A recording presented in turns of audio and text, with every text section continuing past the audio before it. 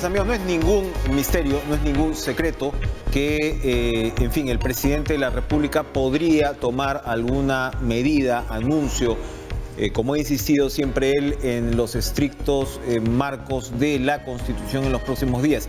Evidentemente, no hay que ser ninguna pitonizo para especular, vamos a decirlo así, que podría avecinarse una cuestión de confianza para presionar al Parlamento a aprobar, vamos a ver en qué términos sería potencialmente una medida de esta naturaleza, pero a aprobar el proyecto de ley de anticipo de elecciones, el proyecto de ley de reforma constitucional que el presidente anunció en su último mensaje a la Nación el 28 de julio.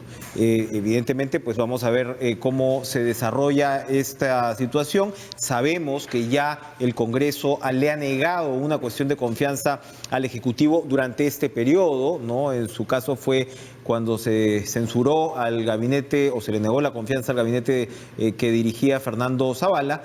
Y si se niega una segunda cuestión de confianza, estamos por supuesto en esta discusión ya hace varios meses, si se niega una segunda cuestión de confianza, el camino quedaría expedito para que el presidente de la República pueda disolver constitucionalmente el Congreso y convoque, en este caso, a nuevas elecciones para elegir a un Congreso que termine el periodo del que está en marcha. Entonces, evidentemente, o muchas miradas, como ha ocurrido en realidad, como repito, a lo largo de este quinquenio que todavía corre, van a dirigirse al Tribunal Constitucional, porque finalmente la pregunta es, ¿sería o no sería constitucional la presentación de una cuestión de confianza con las características que se den a conocer? Repito, si se presenta esta medida, así que bueno, eso va a ser fundamental, la respuesta o la evaluación que pueda hacer eventualmente el Tribunal Constitucional. Vamos a hablar en algunos minutos de ello. Le damos la bienvenida a Eloy Espinosa, magistrado, por supuesto, del Tribunal Constitucional. Como siempre, doctor Espinosa Saldaña, gracias por estar con nosotros. Es un placer, Enrique, estar con ustedes nuevamente. Pero antes de hablar de esas traducciones políticas y ver qué le podemos arrancar al respecto, vamos a hablar de otros derechos lingüísticos importantísimos. El jueves a las 9 de la mañana, usted va a participar en la conferencia Presentación de los avances y desafíos en la garantía de los derechos lingüísticos en el Perú, reflexiones a partir de la sentencia del Tribunal Constitucional. Repito, esto es el jueves 22 de agosto, 9 de la mañana, en la Sala Mochica del Ministerio de Cultura, que todos conocemos, por supuesto, en la avenida Javier Prado. El asunto es bien claro. Es una sentencia importantísima, la hemos comentado antes. La hemos comentado antes, pero siempre es bueno brevemente hacer una referencia. Es el caso Díaz Cáceres de Tinoco, es una señora de un caserío cerca a Carhuaz, quechua hablante, analfabeta, y que entonces se encuentra con que le hacen firmar un papel de un idioma que no conoce y recortan su posibilidad de tener un puestito donde ella colocaba sus cosas. Entonces, esto genera toda una discusión sobre un tema que en el Perú no se tocaba a cabalidad, que es: tenemos 48 lenguas originarias, algunas de ellas que son mayoritarias en buena parte del país. Por ejemplo, en Abancay el 71% de la población habla como lengua originaria quechua chanca. Entonces, ¿y cómo se prestan pues los servicios municipales, nacionales, en el idioma castellano que las personas no entienden o entienden como segundo idioma? Entonces, producto de esto sale una sentencia.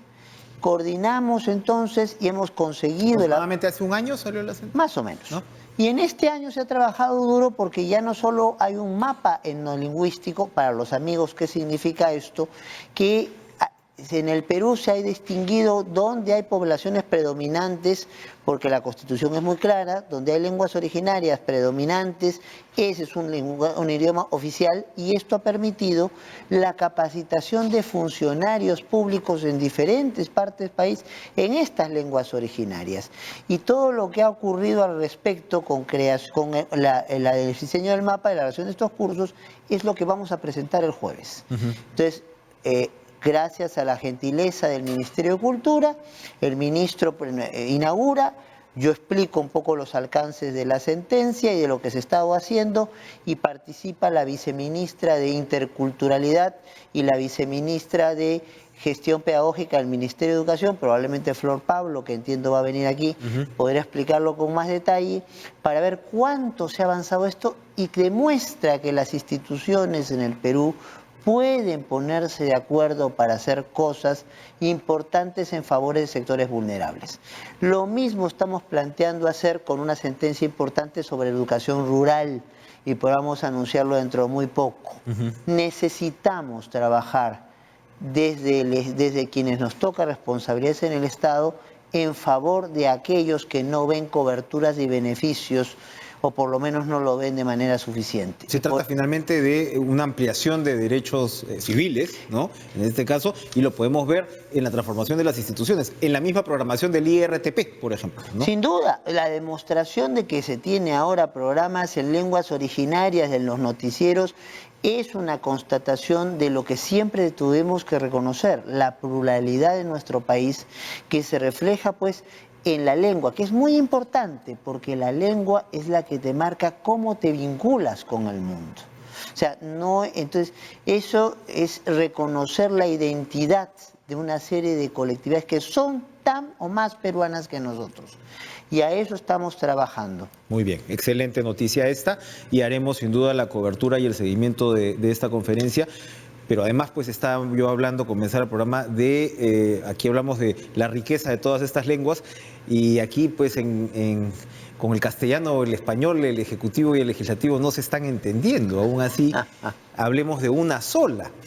Y por supuesto, y siempre que ustedes, miembros del Tribunal Constitucional, tienen la amabilidad de asistir a este programa, sabemos perfectamente que ustedes no pueden adelantar opinión de ninguna manera. De acuerdo. Pero es sumamente ilustrativo saber qué cosa es lo que ya se ha dicho sobre la materia. Y en el tema de cuestión de confianza hay una sentencia importante del Tribunal Constitucional, precisamente en todas estas idas y venidas, que fue respuesta a una intención de un grupo político de reformar esta facultad, de recortarla, según decían algunos, y la sentencia, si mal no me equivoco, en resumen, lo que advertía es que esta era una facultad de una manera intangible del Ejecutivo, no reformable, y que garantiza el contrapeso de poderes y el balance de poderes necesario en una democracia.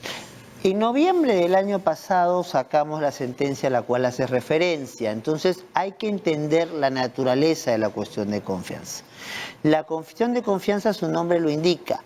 Yo gobierno, que soy mayoría formal, circunstancialmente o realmente, pero necesito el apoyo de todas las fuerzas políticas que están en el Congreso. Quiero contar con ese apoyo para tomar decisiones del más alto nivel y que pueden generar compromisos, conflictos y demás. Entonces, quiero un apoyo de todos, o por lo menos de buena parte de todos. Entonces, a nosotros se nos planteó la discusión sobre los alcances de una cuestión de confianza, y no hemos puesto en lo que hemos resuelto límite alguno para materia que pueda ser sometida a cuestión de confianza. No está delimitada la cuestión de confianza. No. Es cierto es que no se nos preguntó sobre una reforma constitucional, pero cierto es también que en ese contexto el Congreso dio la confianza para hacer varias reformas constitucionales. Entonces, es un tema en el cual no puedo ir más allá porque primero no hay una demanda planteada ante el tribunal, y ir más allá podría ser un adelanto de opinión sobre un caso futuro. Pero lo cierto es que cuando al tribunal le ha tocado contestar, el tribunal ha dicho con claridad entonces que la cuestión de confianza es un mecanismo abierto para el gobierno para buscar legitimar diferentes tipos de decisiones que puede tener. Ahora, hasta ahí hemos llegado. Ahí hay dos puntos muy interesantes, porque usted lo que me dice es, no se ha delimitado como tal, no por otra razón, que no es porque no se ha preguntado, no se ha puesto el tema de la delimitación en sí sobre la mesa. Entonces, no sabemos si como tal es una delimitación, pero hasta ahora pues consideramos que es de una naturaleza abierta. Y esto se complementa con el hecho de que el Congreso ahorita nomás aceptó una cuestión de confianza bajo parámetros de reformas constitucionales, que son las que se llevaron al referéndum de diciembre del año pasado. Así estamos. Entonces, ese es el estado de la cuestión. Ahora, lo que se está hablando, insisto, usted no va a adelantar opinión, pero siempre nos ayudan a entender un poco, ¿no?, el derecho, finalmente, que es la parte que la ciudadanía tiene que entender, en este caso el derecho constitucional. El presidente podría hacer uso de una cuestión de confianza para que su propuesta de adelanto de elecciones sea, esto podría ser discutida, sea votada, para que la cuestión de confianza sea llegar al referéndum. Es decir, también hay una variedad o un abanico de posibilidades. No estamos hablando de una sola modalidad de cuestión de confianza o de posibilidad. Vamos a lo que es la institución. La institución es, el presidente pide a través de este mecanismo un refuerzo para una decisión que quiera tomar. No se nos ha hecho en ningún pronunciamiento precisión sobre qué tipo de decisiones no podrían incluirse en esto. Entonces, en este momento, y tampoco sabemos en la eventualidad que el presidente de la República quiera plantear una cuestión de confianza, no sabemos sobre qué la plantearía específicamente, si la plantearía sobre la discusión de su proyecto de reforma constitucional, sobre la eventual aprobación de su proyecto, no lo sabemos. Entonces, lo cierto es que en el caso peruano ya hay unos alcances sobre lo que constitucionalmente se puede hacer por cuestión de confianza, y lo cierto es que en su momento hubo reformas constitucionales que generaron la confianza del Congreso para ser no solamente discutidas en el Congreso, sino aprobadas posteriormente por referéndum. Clarísimo. Para terminar, por favor, doctor Espinosa Saldaña, explíquenos finalmente qué sustenta la cuestión de confianza, cuál es la filosofía que está detrás de la cuestión de confianza,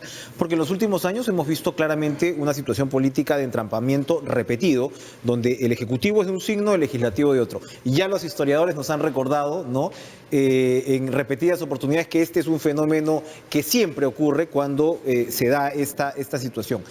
¿Qué explica la cuestión de confianza? ¿En qué estaba pensando el legislador a la hora de implementar una cuestión de confianza como la que tenemos en la Constitución? En realidad nosotros partimos en esquema presidencial, pero frente a el poder muy fuerte del presidente, no solo por las competencias que se le da, sino por la historia que tenemos, entonces comienzan a dársele competencias también al Congreso de control al presidente. Y frente a esto, entonces, podía llegar un momento de entrampamiento donde el presidente no tuviera iniciativa para impulsar muchos temas. Entonces, se flexibiliza la cosa y comienzan a aparecer alternativas como esta traída del escenario parlamentario, que es el presidente o uno de sus ministros, si quiere sacar una acción que es importante para ellos, obliga al Congreso a decir o me apoyan o me voy.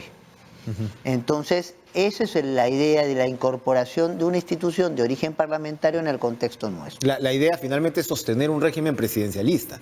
Bueno, somos presidencialistas. ¿No? O sea... Y lo que somos presidencialistas porque los matices traídos del esquema parlamentario no cambian la cuestión de fondo. Si el tiempo nos da, un ejemplo de 30 segundos. Por favor.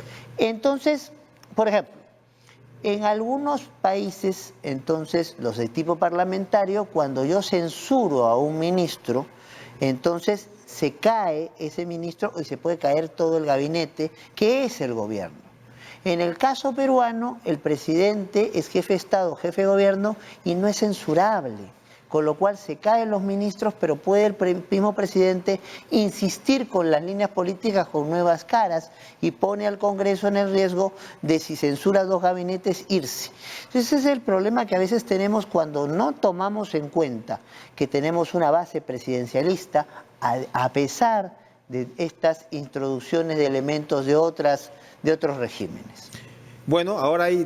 dicen por ahí que hay opiniones constitucionales para todo, pero hay que recordar que el jamón constitucional lo corta, en este caso es el Supremo Tribunal para todo lo que se refiere a... En realidad es el intérprete de cierre, el intérprete final de este tipo de circunstancias, pero en si hablamos de jamón a cortar, somos 7 y hay que ponernos de acuerdo también si llega el caso, ¿no? Interesantísimo. Muchísimas gracias, Eloy Espinosa Saldaña, magistrado del Tribunal Constitucional, por acompañarnos. Muchas gracias. Estaremos muy al tanto de la cobertura de esta conferencia importante el jueves. Vamos a ir a una pausa.